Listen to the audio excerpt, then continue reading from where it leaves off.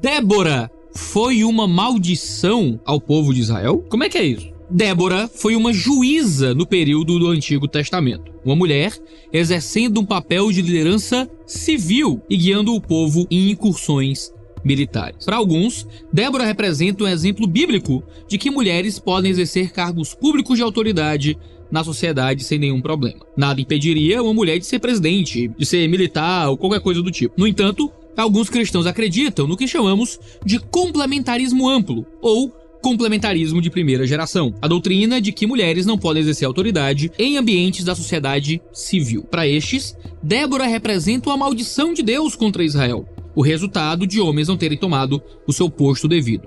Será que é isso mesmo? O que a narrativa de Débora no livro de Juízes nos diz sobre ela e sobre a santidade de mulheres serem líderes na sociedade civil? Eu sou o pastor Iago Martins, você está nos escritórios do Instituto Schaeffer de Teologia e Cultura e este é o tema de hoje do De Olho no Texto.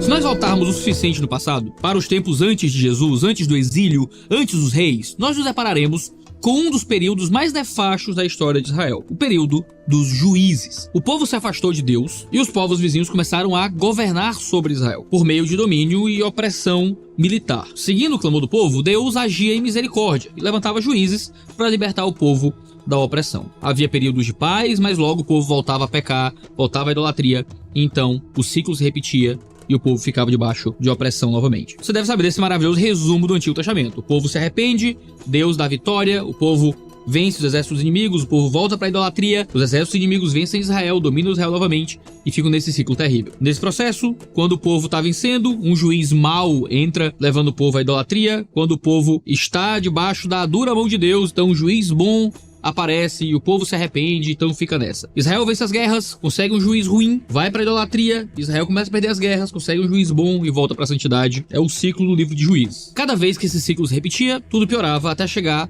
no final horrendo do livro de Juízes. Em um desses períodos, Débora julga Israel por um tempo, isso é Juízes 4 e 5. Alguns veem isso como um juízo de Deus, permitir que uma mulher exercesse o papel que era para ser de um homem. No entanto, Juízes 4 e 5 não parece apresentar essa perspectiva. Após a morte de Eude, Israel volta a pecar e Deus os entrega nas mãos de Jabim, rei dos cananeus, que governava de Hazor. Seu poderoso comandante, Sísera, morava em Haroset Hagoim, ou Haroset o Gentil. O livro de Juízes descreve o seu poder por meio de profunda força militar. Sísera acumulava cerca de 900 carros de guerra, o que era um grande poder de guerra diante de Israel, e eles podiam perseguir os inimigos na batalha e pegar aqueles que fugissem. Por causa disso, Israel foi dominado por 20 anos. Isso está em Juízes 4. A seguir, o texto nos apresenta a entrada de Débora. Ela é apresentada como juíza de Israel. Essa não era uma posição que mulheres costumavam ocupar no Antigo Testamento, e não há nenhum equivalente no Novo. Essa posição de Débora merece atenção aqui. O que significa ser uma juíza, né? Barry Webb aponta que o exercício de Débora no julgamento era uma indicação de como as coisas se tornaram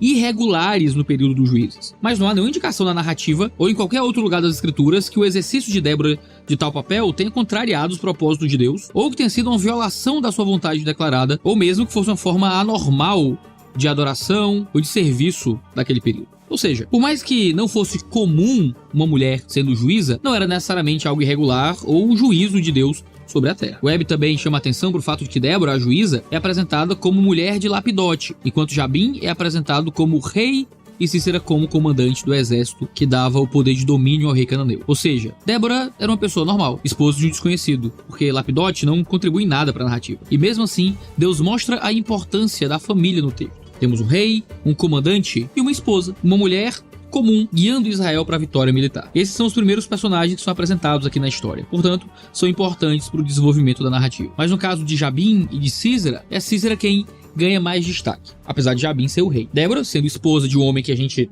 nem sabe quem é, não deixa de ter aqui já duas funções diante do povo, a posição de juíza e a posição de profetisa.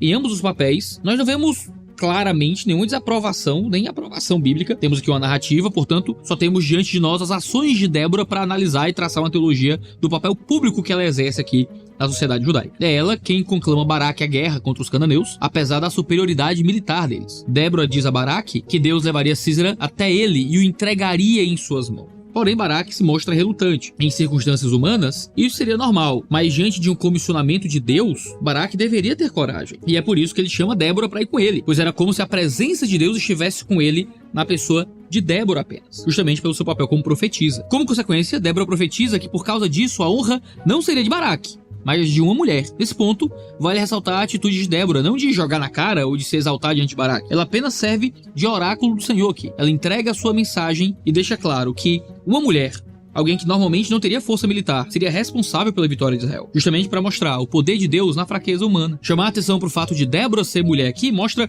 que havia uma consciência clara do narrador do fato de que a mulher estava no comando de Israel e que existe algum nível de anormalidade em uma mulher aparecer como uma líder militar sobre o povo de Israel. Mas isso não foi tratado pelo narrador como uma coisa terrível, mas como sinal do poder de Deus no povo em sua fraqueza. A atitude de Débora aqui é muito forte. Ela profetizou duas coisas a Baraque. Eles deveriam enfrentar os cananeus e a honra desse enfrentamento seria dado a uma mulher, não a ele. Débora profetiza, cumprindo a vontade de Deus, e, na minha opinião, se cala ao não humilhar ou querer se sobrepor a Baraque. Ela simplesmente é obediente e fala aquilo que Deus espera que ela fale. Até esse ponto da história, imaginamos que a honra seria de Débora, mas Deus é o Senhor da história e do plot twist aqui. Não foi à toa o local que Deus ordenou que a guerra acontecesse. Do Monte Tabor, o exército israelita teria uma visão do vale próximo ao rio Kizom. Alguns comentaristas apontam que as 900 carruagens de ferro dos cananeus lhes daria completo controle dos vales e das planícies, exceto se uma ocorrência não usual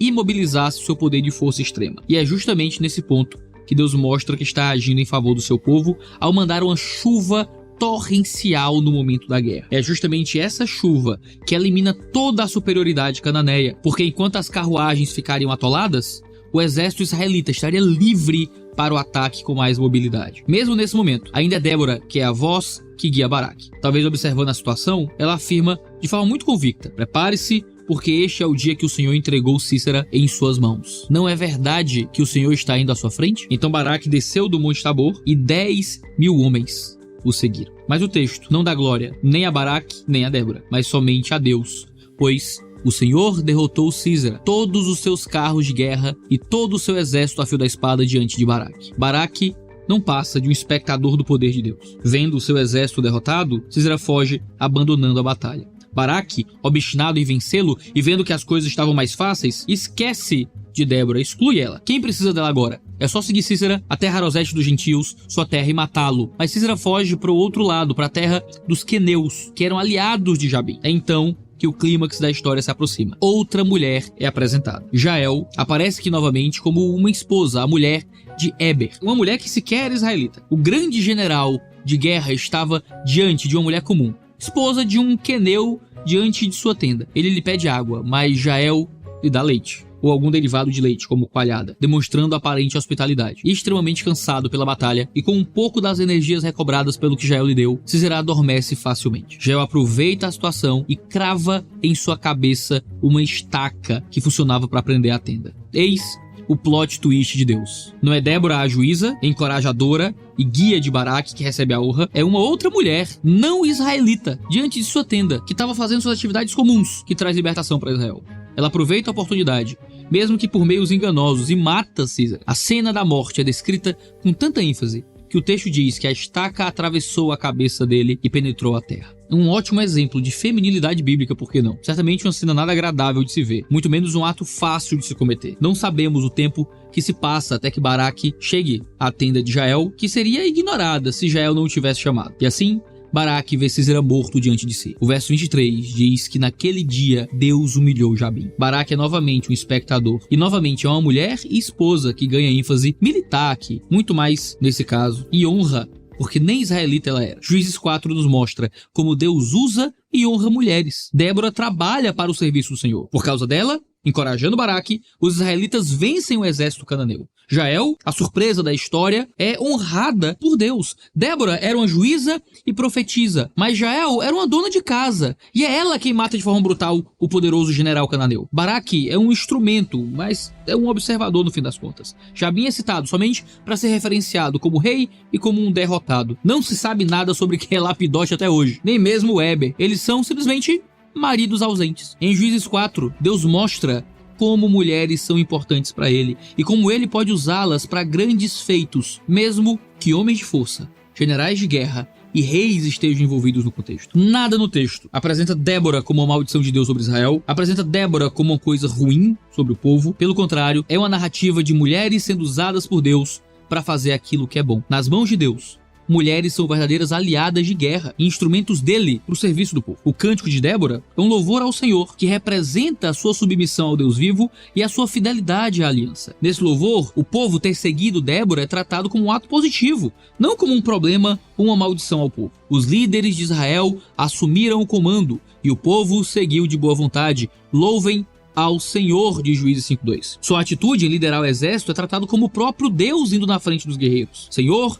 quando saíste de Seir e marchaste desde os campos de Edom, a terra tremeu e as nuvens do céu despejaram chuva, os montes estremeceram na presença do Senhor, o Deus do monte Sinai na presença do Senhor, o Deus de Israel. O povo estava fragilizado, até que Débora se levantou como mãe para Israel. O resultado disso é que houve paz na terra durante 40 anos. Fica claro que Débora teve um papel legítimo sobre Israel. O único argumento textual levantado para dizer que Débora não deveria ser juíza é que naquele período os israelitas voltaram a fazer o que era mal aos olhos do Senhor. É como se inicia o capítulo 4, versículo 1. No entanto, essa estrutura é usada ao longo de todo o livro, sem necessariamente desqualificar o juiz que estava regendo o povo naquele período. Por exemplo, foi em um tempo quando os israelitas voltaram a fazer o que era mal aos olhos do Senhor, que o Senhor levantou Gideão como juiz, logo no capítulo seguinte do livro. De fato, o livro diz com clareza que debaixo dos juízes, o povo estava em obediência ao Senhor, e era apenas depois que o juiz morria que o povo voltava a fazer o que era mal diante de seus olhos. O texto diz: sempre que o Senhor levantava um juiz sobre os israelitas, o Senhor estava com ele e livrava o povo de seus inimigos, enquanto o juiz vivia,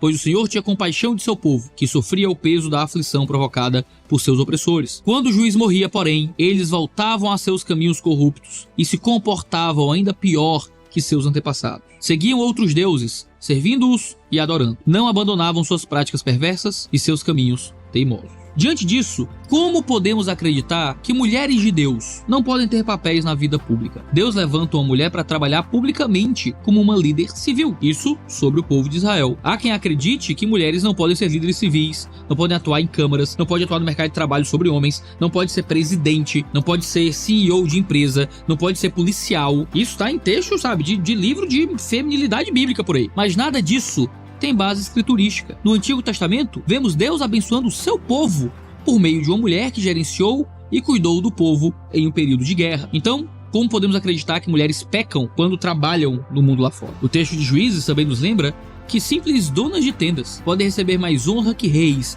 generais e mulheres públicas respeitadas, e que elas podem ser importantíssimas para a comunidade, porque Deus honra a quem quer, e Deus não privilegia mais suas preciosas criaturas masculinas acima das suas criaturas femininas. Juízes 4, num tempo de caos, nos lembra que mulheres podem saber falar a vontade de Deus como profetisas, gerenciar aquilo que é necessário na vida aí fora e ser instrumento para o bem da sua comunidade, mesmo quando são pessoas simples e desconhecidas.